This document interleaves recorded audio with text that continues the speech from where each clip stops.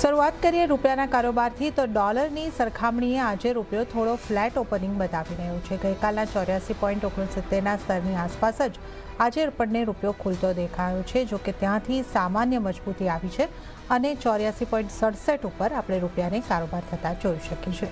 Dollar ઇન્ડેક્સની જો આપણે વાત કરીએ તો ડોલર ઇન્ડેક્સ 106.36 ઉપર થોડી મજબૂતી સાથે જ કારોબાર કરી રહ્યો છે।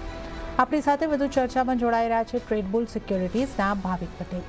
ભાવિકજી, CNBC બજાર પર આપનું સ્વાગત છે। Good morning. અને રૂપિયામાં આપણે પાછલા 2 દિવસમાં ખાસી એવી નરમાશ વધતા જોઈ અને હવે એક આજે થોડો સ્થિર થતો અહીંયા આગળથી રૂપિયો લાગી રહ્યો છે। USD INRની જો આપણે અહીંયા આગળથી વાત કરીએ તો કઈ રીતે તમે આગળ કરન્સીની ચાલને જોઈ રહ્યા છો? Good morning શેનાજી। યસ, આપણે રૂપિયો જોઈએ તો છેલ્લા 2-3 દિવસથી આપણે જોઈ રહ્યા છીએ કે સતત વીક થઈ રહ્યો છે। ઇનફેક્ટ ઓલ ટાઈમ લો પર થઈ રહ્યો છે।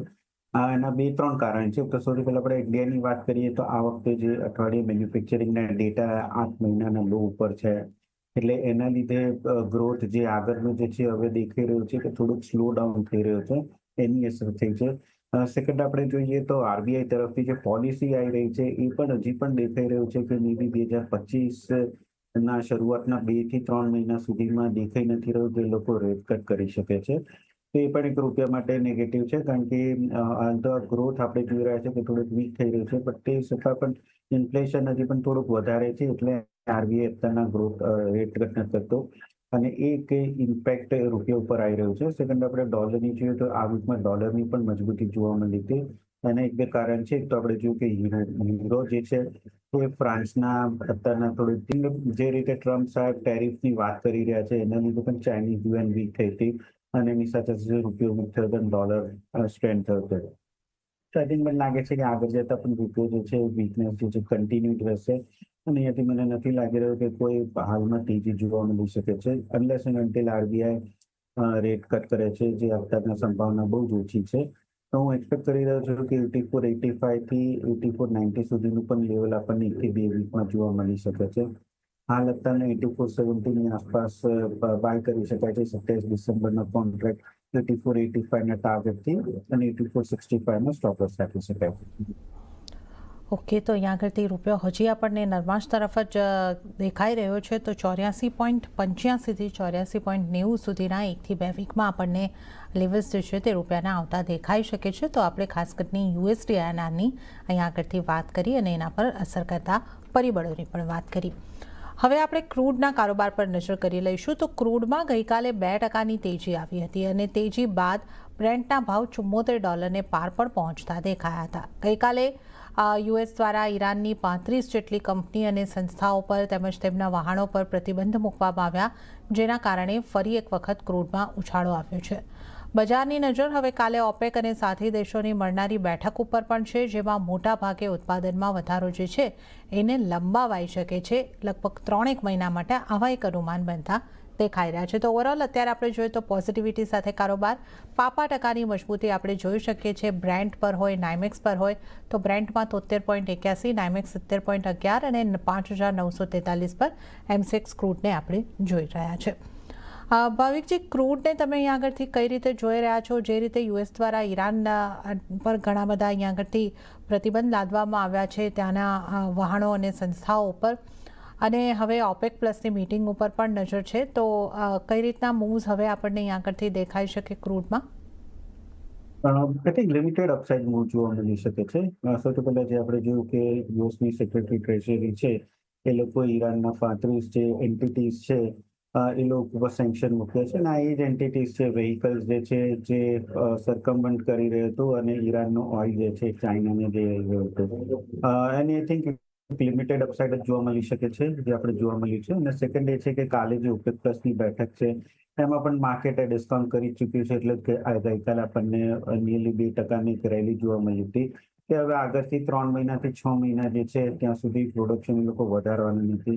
ઇનફેક્ટ સાઉદી અરેબિયા તો વિચારી રહ્યા છે કે 3 થી 6 મહિના વધારવાના નહીં, અને પ્લસ થોડુંક વોલેન્ટરીલી પ્રોડક્શન કટ કરવાનું, બટ બીજા બધા ઓપેક મેમ્બર્સ જે છે એ લોકોને પ્રોડક્શન નવું કટ નથી કરવું। એટલે હવે એક્સપેક્ટેડ છે કે અહીંયાથી એટલીસ્ટ માર્ચ 2025 સુધી તો કોઈ પ્રોડક્શન વધશે નહીં, કારણ કે ટ્રમ્પ આવશે એટલે એ લોકો પણ જોશે કે ટ્રમ્પની ટેરિફ પોલિસી થવાની છે કે નહીં ઇમ્પ્લિમેન્ટ જો થશે તો આગળ જતા ક્રૂડની જે ડિમાન્ડ છે એ વીક જ થવાની છે. એટલે નેટ મને લાગે છે કે અત્યારના 57-50 થી 6,000ની રેન્જમાં જે ક્રૂડ અટક્યું છે આઈ થિંક એમાં જ અટકી શકે છે. લિમિટેડ અપસાઇડ જોવા મળી શકે છે. કાલનું ઓલરેડી જે ન્યૂઝ છે ઓલરેડી ડિસ્કાઉન્ટ થઈ ચૂક્યું છે, પણ હજી પણ વીક ડિમાન્ડ જે છે એના લીધે અપસાઇડ આઈ થિંક લિમિટેડ જ રહેશે. તો આજના દિવસમાં આઈ થિંક 5900ની આસપાસ 6,000ના ટાર્ગેટથી પર બાય કરી શકાય છે. 50-50ના સ્ટોપ લોસથી, બટ 6100ની ઉપર સસ્ટેન કરવા માટે અત્યારના હાલ કોઈ સ્ટ્રોંગ ફંડામેન્ટલ દેખાઈ નથી રહ્યું. ઓકે, તો ક્રૂડમાં જે રેન્જ આપણે જોઈ રહ્યા છે 5750થી લઈને 6000ની એની વચ્ચે જ ક્રૂડ દેખાઈ શકે છે. તો આજના માટે એક લિમિટેડ અપસાઇડ માટે તમે બાય કરીને ચાલી શકો છો. 5900 સુધીના ટાર્ગેટ અને 5850નો સ્ટોપલોસ રાખીને તમે એક બાય તરફ લિમિટેડ અપસાઇડ માટે રહી શકો છો.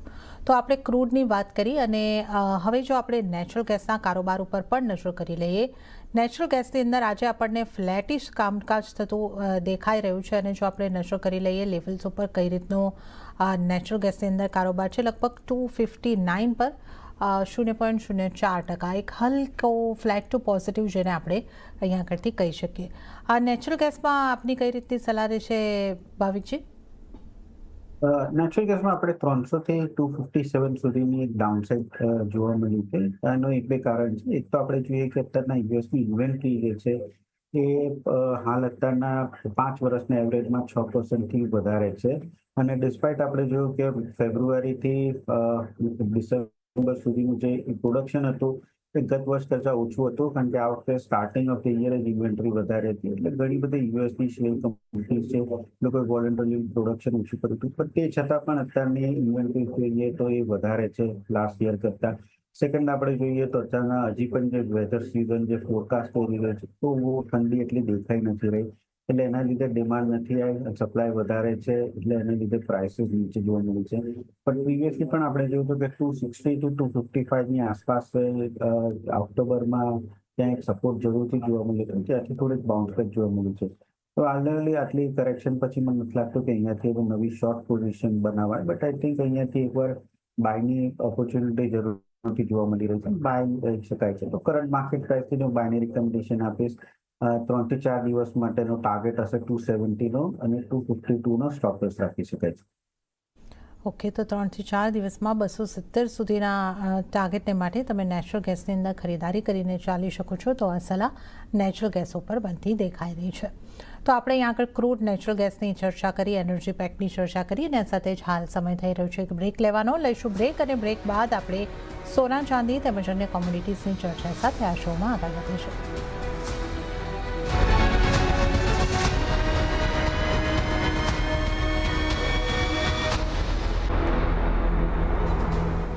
બ્રેક બાદ કોમોડિટી લાઈવમાં આપનું ફરી એક વખત સ્વાગત છે. ત્યારે સોનાના કારોબારની આપણે વાત કરીશું. ચર્ચામાં આપણી સાથે ભાવિક પટેલ જોડાયેલા છે. સોનાની જો આપણે વાત કરીએ તો સોનામાં આજે મર્યાદિત રેન્જની અંદર કારોબાર છે. કોમેક્સ ઉપર સોનું આજે 2670ની આસપાસ છે, તો એમસીએક્સ ઉપર પણ 76,700ની આસપાસ સોનામાં કામકાજ થતું દેખાઈ રહ્યું છે. બજારની નજર હવે આજે આવનારા યુએસના પીએમઆઈના આંકડા અને શુક્રવારે આવનારા નોન ફાર્મ પેરોલના આંકડા ઉપર રહેશે. ભાવિકજી, સોનાને તમે કઈ રીતે જોઈ રહ્યા છો? ગઈકાલે એક પાછો ઉછાળો આપણને સાંજના સેશનની અંદર આવતો દેખાયો હતો. આજે એક મર્યાદિત રેન્જમાં પોઝિટિવિટી તરફ કારોબાર છે.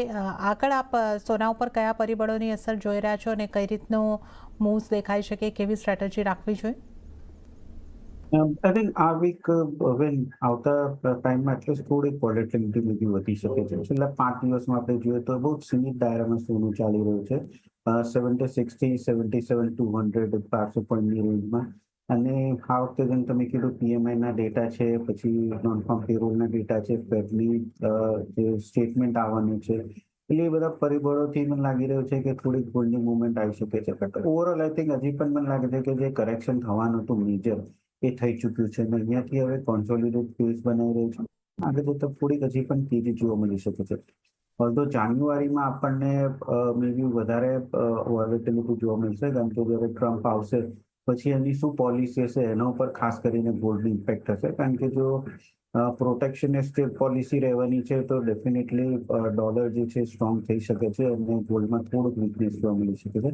પણ હાલ તો મને લાગે છે કે એટલીસ્ટ નોન ફાર્મ પેરોલના ડેટા સુધીમાં કોઈ બહુ મેજર ગોલ્ડમાં નેગેટિવ દેખાઈ નથી રહ્યો. ઇનફેક્ટ આ વખતે એક્સપેક્ટ છે કે નોન ફાર્મ પેરોલના ડેટા પણ વધારે આવી શકે છે, જે માર્કેટ ડિસ્કાઉન્ટ કરી શકે છે, કારણ કે આ વખતે ઇલેક્શન યર હતું. ઇલેક્શન હતું એટલે એના લીધે ટેમ્પરરી જોબ્સ વધી હતી. સેકન્ડ આપણે જોઈએ તો વર્કર્સ જે સ્ટ્રાઇક હતી એ પણ પતી ગઈ હતી. વેતનનો જે ઇફેક્ટ હતી એ પણ પતી ગયું. એટલે એક્સપેક્ટેડ છે કે આ વખતે વધી શકે છે ડેટા, પણ એ ગોલ્ડને બહુ નેગેટિવ ઇફેક્ટ નહીં કરે, કારણ કે માર્કેટ એમ ડિસ્કાઉન્ટ કરે. મને લાગે છે કે આઈ થિંક કોઈ પણ કરેક્શન આવે છે તો ઓવરઓલ બાયની સ્ટ્રેટેજી રાખવી જોઈએ. Unless and until 75,000 gold break નથી કરતો ત્યાં સુધી અપસાઇડ મને લાગે છે ઇન્ટેક્ટ રહેશે. મેજર ડાઉનસાઇડ લિમિટેડ જ રહે. તો આજના દિવસમાં પણ 76,800 ની આસપાસનો ગોલ્ડના બાયની રિકમેન્ડેશન આપીશ, 77,200 ના ટાર્ગેટથી, અને 76,400 નો સ્ટોપ લોસ રાખી શકાય. કોઈની પણ લોંગ પોઝિશન છે જ્યાં સુધી 75,000 બ્રેક નથી કરતો ત્યાં સુધી લોંગ પોઝિશન બ્રેક કરી શકે છે. એ તો સોનામાં ખાસ ધ્યાન રાખો, જ્યાં સુધી 75,000નું લેવલ બ્રેક નથી થતું લોંગ પોઝિશન હોલ્ડ કરો. આજને માટે જો સ્ટ્રેટેજી તમારે બનાવવી હોય, બાઇંગ તરફ રહી શકો છો. 76,800ની આસપાસ પણ તમે બાઇંગ કરી શકો છો. 77,200ના અહીંયા આગળથી તમને ટાર્ગેટ બંધા દેખાઈ શકે છે. 76,400નો સ્ટોપ લોસ રાખો. તો સોનામાં ખરીદારી તરફ રહેવાની સલાહ બનતી દેખાઈ રહી છે. ચાંદીની જો આપણે વાત કરીએ, ચાંદીમાં આજે સામાન્ય તેજી દેખાઈ રહી છે અને ભાવ 31.55ના સ્તરની આસપાસ ટકતા લાગી રહ્યા છે. એમસીએક્સ ઉપર પણ છેલ્લા કેટલાક દિવસોમાં ચાંદી ઉપર સારી તેજી આવી છે અને ભાવ 92,300ને પાર પણ પહોંચતા દેખાયા છે. તો ચાંદીની આપણે જો વાત કરીએ ભાવિકજી, તો લગભગ 1 વીકના હાઈ લેવલની આસપાસ ચાંદી આપણને લાગી રહી છે. ચાંદીમાં કઈ રીતે આપ જોઈ રહ્યા છો? આ જે ખરીદારી છે યથાવત રહી શકે છે? Yes, definitely. ઇનફેક્ટ ગોલ્ડ અને સિલ્વરમાં મને લાગે છે કે સિલ્વર વધારે પ્રેફરેબલ છે આજના દિવસમાં. ગઈકાલે પણ આપણે જોયું હતું કે સિલ્વર થોડુંક વધારે આઉટપરફોર્મ કરી રહ્યું હતું, અને ગોલ્ડ સિલ્વર રેશિયો પણ આપણે જોઈએ એ પણ દેખાઈ રહ્યું છે કે અહીંયાથી થોડુંક સિલ્વર શોર્ટ ટર્મમાં થોડુંક વધારે આઉટપરફોર્મ કરી શકે છે. એટલે ઓવરઓલ મને લાગે છે કે જો આજના દિવસમાં ગોલ્ડ કે સિલ્વરમાં પ્રેફર કરવું હોય બાય, આઈ થિંક સિલ્વર વધારે સ્ટ્રોંગ દેખાઈ રહ્યું છે. સિલ્વરની 92,000ની આસપાસનું દેખાઈ રહ્યું છે કે આજના દિવસમાં જો મળે તો બાય કરી શકાય છે 91,500ના સ્ટોપ લોસથી, અને ઉપરનો ટાર્ગેટ રાખી શકાય 92,000. તો એટલીસ્ટ આજે અને કાલ સુધીમાં મને લાગે છે કે જો ગોલ્ડ સિલ્વરનો પ્રેફર બેટ કરવું હોય લોંગ સાઇડ તો આઈ થિંક સિલ્વર રાખી શકાય છે. કે તો સોના ચાંદીમાં ચાંદીને તમે પ્રિફર કરીને ચાલી શકો છો આજના દિવસ માટે, અને આગળ તમે જે ટાર્ગેટ બનતા જોઈ શકો છો 92,000ના, તો ખરીદારી કરીને ચાલો. સ્ટોપ લોસ તમારે 91,500નો રાખવાનો રહેશે. તો સોના ચાંદીમાં ખરીદારીની સલાહ અને પ્રિફર તમારે સોના ચાંદીમાંથી ચાંદીને કરવાની રહેશે. તો આપણે સોના ચાંદીની ખાસ વાત કરી. પ્રેશિયસ મેટલ્સ બાદ જો હવે બેઝ મેટલ્સની પણ વાત કરી લઈએ, તો એલએમઈ તેમજ સ્થાનિક બજારમાં આજે બેઝ મેટલ્સની અંદર મિશ્ર કારોબાર જોવા મળ્યો છે. એલ્યુમિનિયમ અને ઝિંકમાં સામાન્ય પોઝિટિવિટી આવતી દેખાય છે, તો કોપર અને લેડમાં થોડું દબાણ બનતું દેખાયું છે.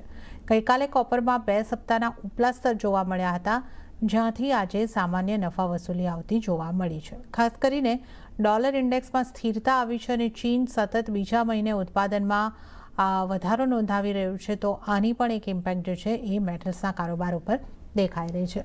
ભાવિકજી, મેટલ્સને તમે કઈ રીતે જોઈ રહ્યા છો, અને મેટલમાં જે રીતે ચીનની અંદર ઉત્પાદનની અંદર વધારો એક દેખાઈ રહ્યો છે, આ એની કેટલી ઇમ્પેક્ટ રહે છે? જે રીતે હવે થોડો ડોલર સ્થિર થયો છે, તો મેટલ્સ ઉપર કઈ રીતની ઇમ્પેક્ટ અહીંયા આગળથી રહી શકે?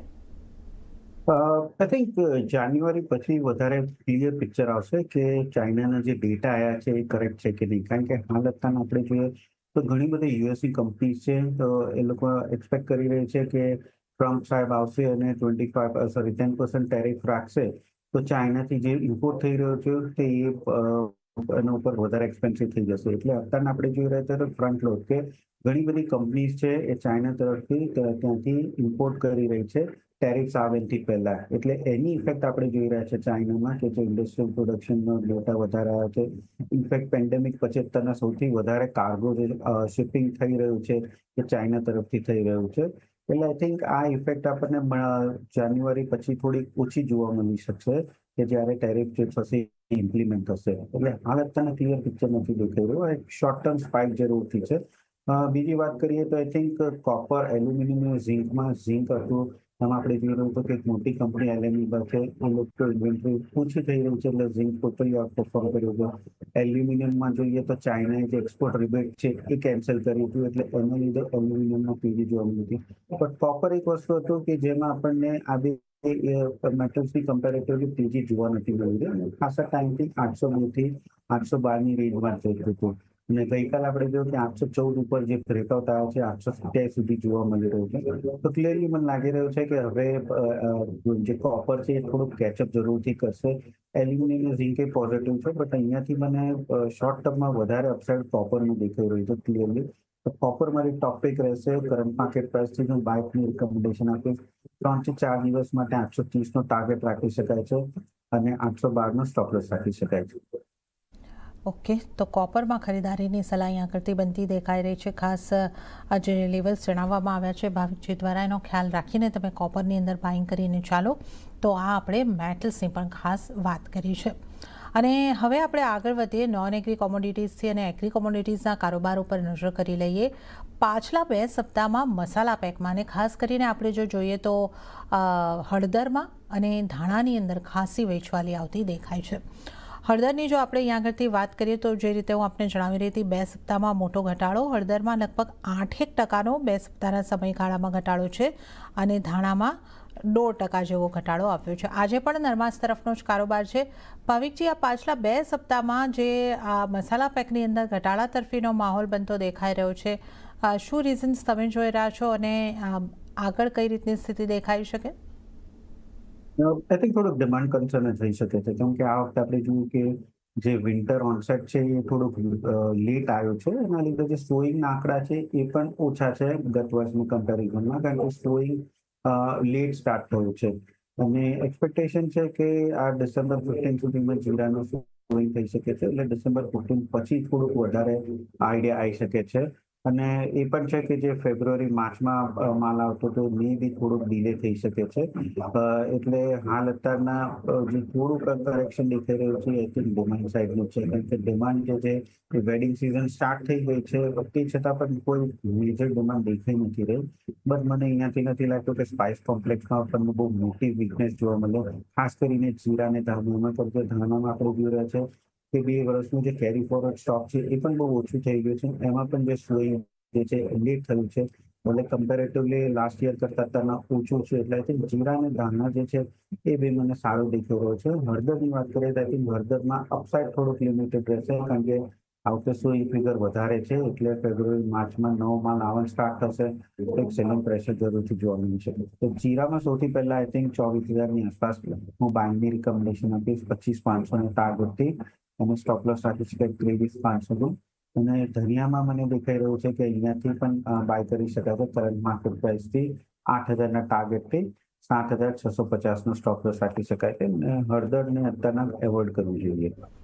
ઓકે, તો હળદરને એવોઇડ કરવાની સલાહ, પણ જીરા અને ધાણામાં બાઇંગની સલાહ છે. તો જીરા માટે 25,500ના ટાર્ગેટ માટે ખરીદારી કરો, 23,500ના સ્ટોપ લોસ. અને ધાણા માટે જે લેવલ્સ તમારે ધ્યાને રાખવાના છે 8,000નો ટાર્ગેટ અને સ્ટોપ લોસ 7,650નો. તો આપણે મસાલા પેકમાં કેવી રણનીતિ બનાવવાની છે એની અહીં આગળથી વાત કરી છે.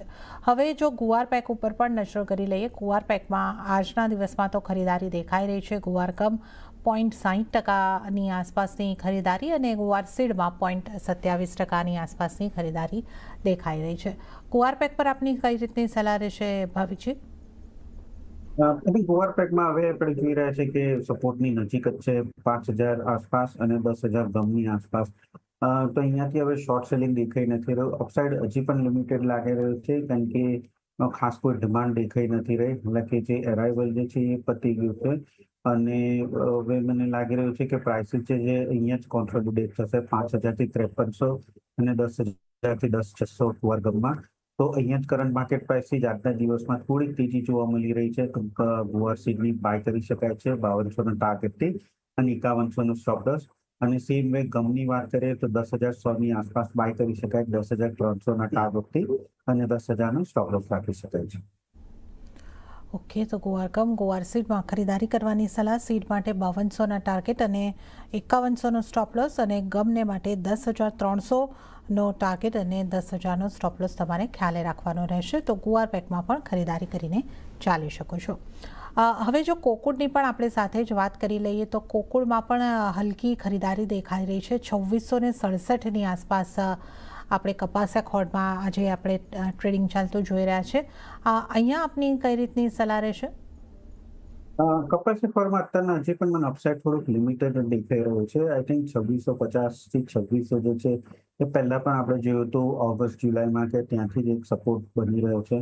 તો આઈ થિંક 2600 જ્યાં સુધી બ્રેક નથી કરતો ત્યાં સુધી એક નાનું તેજી જોવા મળી શકે છે, મે બી 2750 સુધીનું. કારણ કે ઓલરેડી આપણે સારું કરેક્શન જોવા મળ્યું છે તો અહીંયાથી ફ્રેશ શોર્ટની સલાહ નથી આપતો. તો અહીંયાથી જ એકવાર બાય કરી શકાય છે 2750ના ટાર્ગેટથી અને 2650નું સ્ટોપ લોસ રાખી શકાય છે. ઓકે, તો આપણે અહીંયા કરતી કપાસિયા ખોળની પણ વાત કરી અને સાથે જ હાલ સમય થઈ રહ્યો છે આપની પાસેથી રજા લેવાનો. ભાવિકજી, આપનો આભાર. અમારી સાથે આપ જોડાયા અને તમામ કોમોડિટીઝ અંગે આપણે ચર્ચા કરી. આપનો ખૂબ ખૂબ આભાર. અને આ સાથે જ હાલ મને પણ આપશો રજા, પણ વધુ અપડેટ અને સમાચારો માટે આપ CNBC બજાર સાથે જોડાયેલા રહો. આગળ મારા સહયોગી નીરજ કંસારા આપને માટે લઈને આવશે બજાર હેલ્પલાઇન. નમસ્કાર.